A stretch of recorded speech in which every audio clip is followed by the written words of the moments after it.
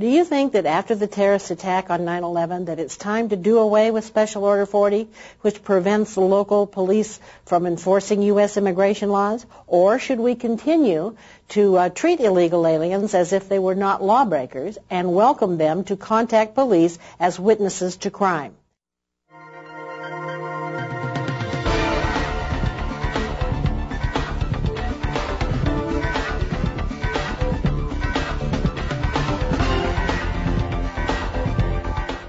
Special Order 40, the war on terrorism, and the controversy about our borders.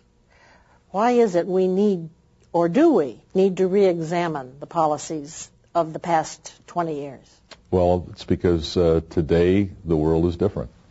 Since 9/11, we have these new homeland security issues that we have to worry about. And in a very real sense, we can't just look off to Washington and say we have to rely just on Washington, D.C. to provide for our own protection.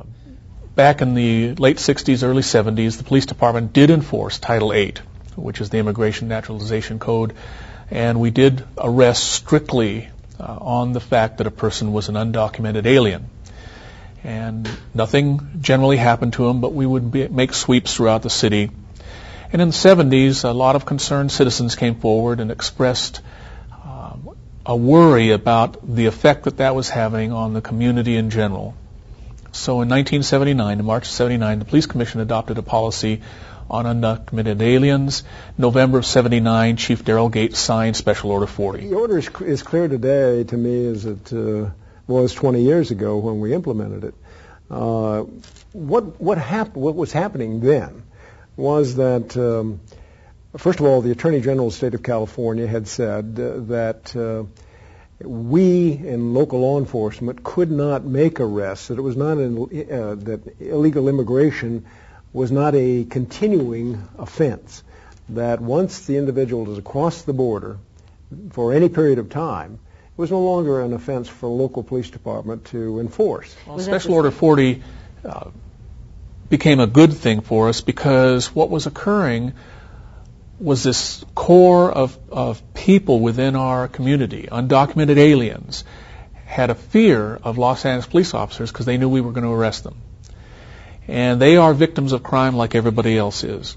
But because of that fear, knowing that if they came forward to us and said they were a victim of a robbery, a rape, etc., they would end up going to becoming party to the attention of INS and deported, they stopped associating with us, stopped telling us about crime that was impacting them, and it was harmful for the community because they became a core group of victims because people preyed on them because they were easy prey and they never reported the crime. It's hard to disagree with much of what Chief Gates or Chief Lewis said. However, life is different in the United States post 9/11. And those were issues that were discussed, were issues related to illegal immigration and criminal activities. Part of what we really need to be focused on now is the prevention of breaches of the border, the protection of our national security.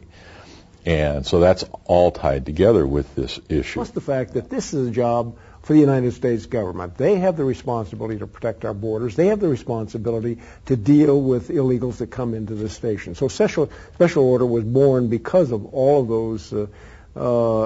those reasons. You said you had 23% of all the people in the county jail at any one time, on average, are illegal immigrants. How many of them actually return after they've spent time in jail? About 70% return 4 more times in 5 years. Wow. After deportation.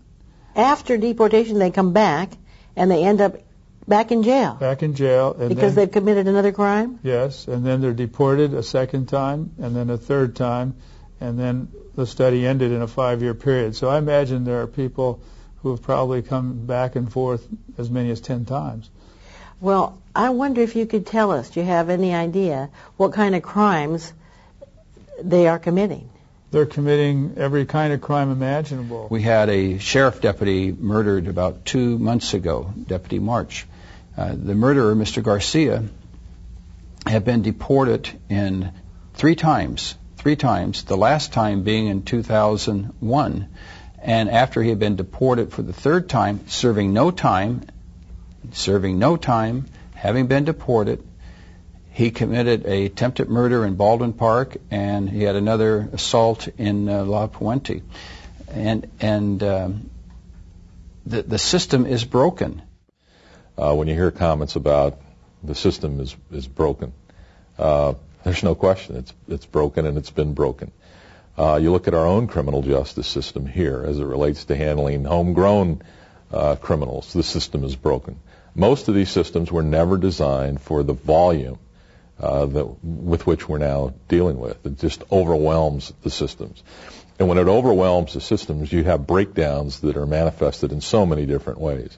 In the issue that you're talking about, you get people who are sent out of the country and then come right back again. The issue that I'm concerned with in terms of homeland security, if they can get into the country, why can't a terrorist? Well, the answer is obviously a terrorist can't. Had another situation, where an El Salvadorian national shot one of my women police officers, shot her in her face. Here's a mother, a wife, 2 little kids on the police department, very short period of time. Happened in Hollywood. A wonderful woman, a mother, just a wonderful, wonderful woman. He was an El Salvadorian. Fortunately, he was shot by the police officer's partner. But he was an illegal alien? He was an illegal alien, El Salvadorian, who had been arrested for drunk driving where there was an injury. He was arrested for a felony, should have been deported, hadn't been deported, and he killed a wonderful woman. Why you don't enforce immigration laws? Well, I think it's a basic human right, and I think that what we've looked at in terms of the immigration status of somebody is that we have a tremendous melting pot in the city of Los Angeles, and we recognize that there are a number of basic social issues that come to bear as a result of people coming from a number of different nations. And as a result of that type of melting pot of atmosphere that we've seen in the city of Los Angeles, the city fathers, the city council, our police commission has taken the attitude that what we want to do is provide services to everybody in the community, regardless of their undocumented status.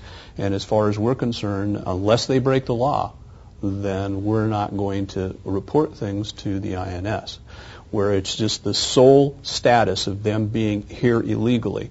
We don't take that into consideration when we start enforcing the law.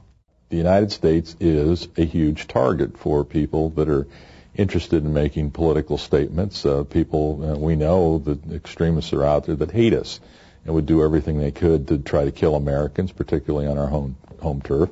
And they've made those attempts over the years. I think the president has frequently said that we can get it right 100 times, but a terrorist only has to get it right one time. And that's absolutely true. We can't allow ourselves to become the victim of another September 11th type incident. We can't afford not one single attack to be successful. I think what we're dealing with here is an issue that becomes so hot, so volatile, and people look for the aspect that they care about in the broader issue, and it's enough to motivate them to get involved in things. And I think eventually the public outcry will force elected officials to find a way to deal with the problems that will then overwhelm the elected officials.